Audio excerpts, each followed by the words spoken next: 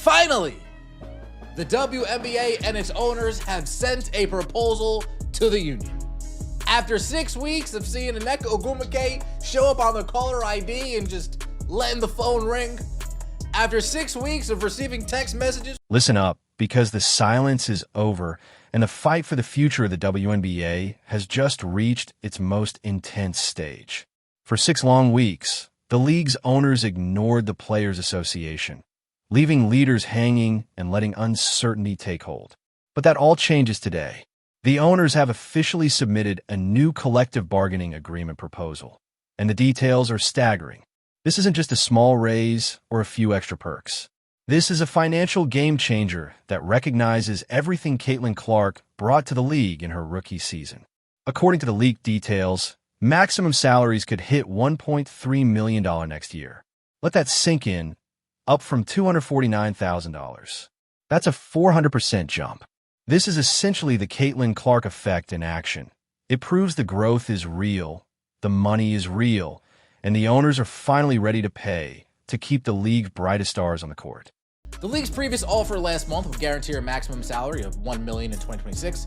That could reach $1.3 million through revenue sharing.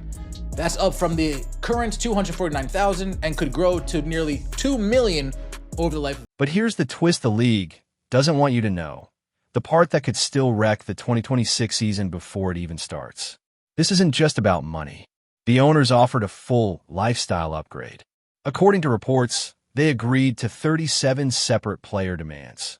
Charter flights, so no one has to fly commercial, first-class travel, modern pregnancy protections, better hotels, upgraded facilities, and improved medical benefits. Essentially, they checked almost every box the players have been asking for over the past decade. So why isn't the deal done? Why is a strike still on the table? The problem is one single sticking point: revenue sharing.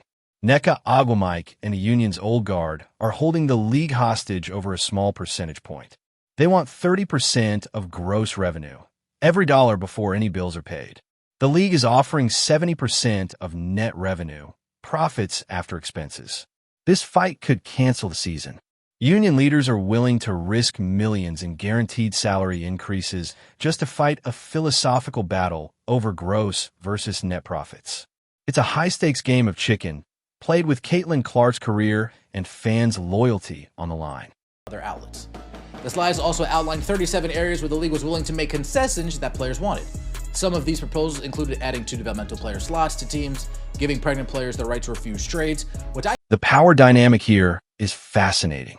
For 6 weeks, the union begged for a response, attended meetings, and even leaked to the press that they were being ignored. Now that the owners have delivered a historic offer, instead of celebrating, the leadership is complaining it's not enough. This is where the disconnect lies between leadership and the reality of the business. Casual fans, the millions who tuned in for Caitlin Clark and Angel Reese, see a potential $1.3 million salary and charter flights and think, take the deal. But union leadership, tied to old grievances and maybe a bit of ego, is digging in. The host of the Source video makes a provocative point. Are they being unrealistic? Are they so focused on beating the owners that they can't recognize a victory when it's right in front of them? The owners essentially said, here's the lifestyle you wanted. Here's the money you wanted. Now let's play basketball. And the union's response? No, we want to audit your books first. It's a clash between opportunity and principle, and the stakes are Caitlin Clark's career, the season, and the fans who just want to watch the game.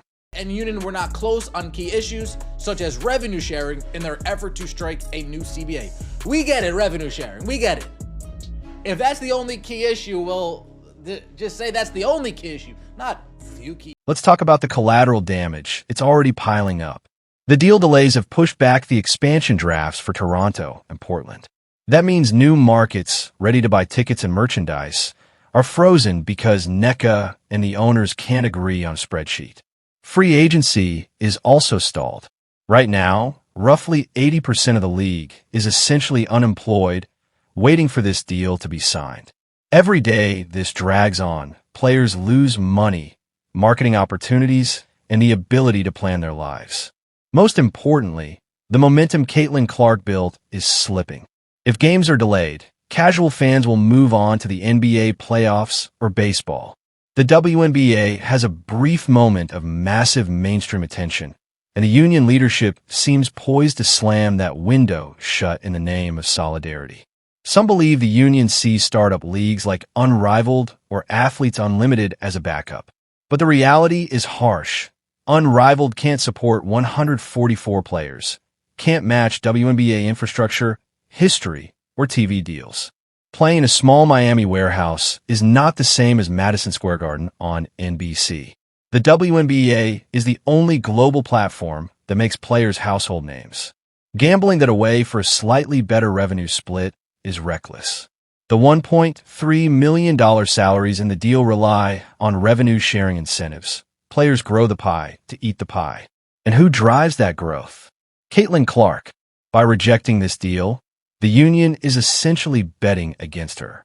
We don't trust that the revenue will be there, so we want a guaranteed cut of the gross now. That statement reveals a lack of faith in the very product they're selling. If the union truly believed in the Caitlin Clark effect, they would accept the net revenue split, knowing profits are likely to skyrocket as ratings double again. But instead, they're scared the bubble might burst, so they want cash up front, a scarcity mindset in a time of abundance.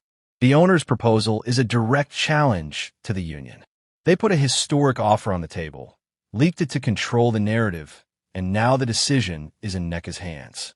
If she pushes for a strike over revenue accounting while rejecting charter flights and million-dollar contracts, she risks losing the public relations battle instantly. Fans don't care about gross versus net. They care about buckets, rivalries, and seeing Caitlin Clark play. The owners know this and have turned the offer into a negotiation weapon. Right now, the union risks looking like the villain. Timing makes this even more urgent. The previous CBA took a month to ratify after agreement. It's February, the season starts in May, and without a signed deal in the next couple of weeks, we will miss the start of the season. Rookie drafts, free agency, and training camps all need time. Delays guarantee chaos at best, a canceled season at worst. And who suffers most if the season is lost? The players. Owners can weather a lost year, but most WNBA players live paycheck to paycheck. A strike would destroy their income, momentum, and brand. On a positive note, the new agreement now gives pregnant players the right to refuse trades, marking a modern and important protection. This is a huge win for player empowerment. The league is finally modernizing its approach to women's health and family planning. But even this victory is being overshadowed by the fight over revenue sharing. The union seems so used to fighting, so used to being the underdog, that it doesn't know how to accept success. They've achieved 90% of their goals, but are risking everything for the last 10%. If they hold firm on the gross revenue demand, we could be headed for a lockout. And in 2026, the year of Caitlin Clark, this would be a historic blunder. Imagine having the Michael Jordan of women's basketball in her prime, ready to take the league to new heights, and shutting the doors because of an accounting dispute. Fans would never forgive it. Sponsors would pull back. TV partners will be furious. The stakes have never been higher. The owners have made their move. They put the money on the table. Now it's up to the players. Will they take the win, or let pride destroy the greatest opportunity they've ever had? The clock is ticking, fans are watching, and the future of women's basketball is hanging by a thread. May 8th is coming, and right now, nobody knows if the lights will stay on.